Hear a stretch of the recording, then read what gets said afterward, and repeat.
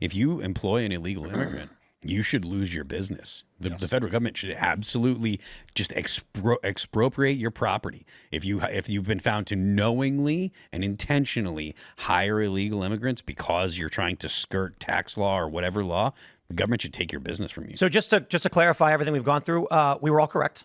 The arguments, as you're saying, Kaizen, is that these people are state-sponsored. Venezuela is effectively releasing them from the prisons and then sending them our way, which constitutes an incursion or predatory invasion.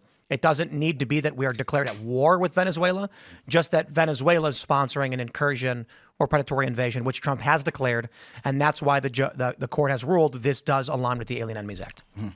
I think also part of what the Trump administration is trying to achieve here is actually a little bit of fear in those who are considering making the trip to immigrate here illegally. So that's why he wants to show, like, you might, if you come here, you're a gangster, you come here illegally and break the law, you might be sent to a different prison in El Salvador, a brutal prison, if you're willing to do those illegal actions in our country. Part of the reason why we should come down on businesses is because we want people that are here illegally to leave of their own volition. Exactly. Because it's difficult to do all of the the due process stuff that we're supposed to do.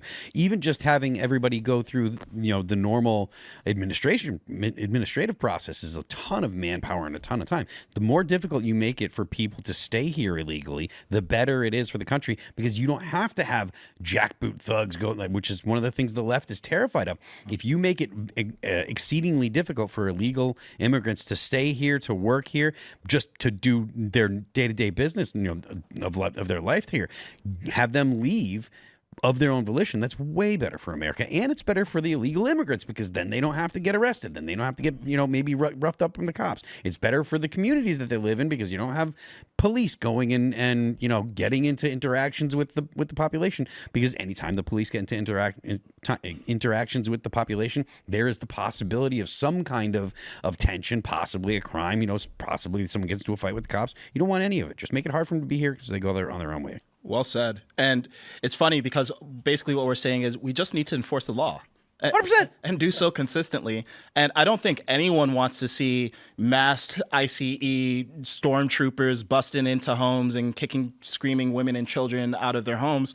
You're shaking your head. Are they illegal or are they legal? Well, whether they're here illegally or not, I don't want to see that happen to another human being. So rather than having to do this by force, and if we have 10 to 20 million people, it just doesn't scale. Let's change the incentive model by enforcing the law properly, so that people leave of their own accord. I don't know. Did you guys see that story about Trump promising $1,000 to anyone who self-deports? Oh, yeah.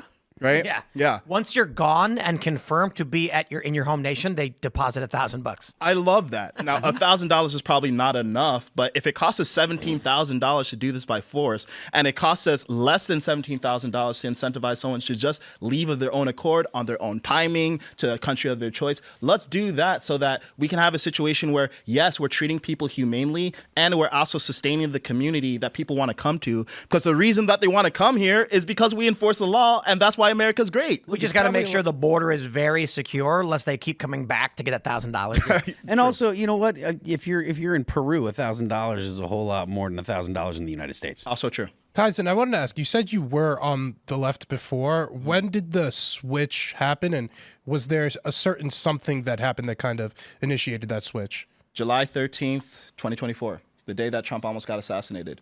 Thanks for checking out this clip from Timcast IRL. Make sure to watch the show live Monday through Friday at 8 p.m. Subscribe to this channel, and we will see you all there.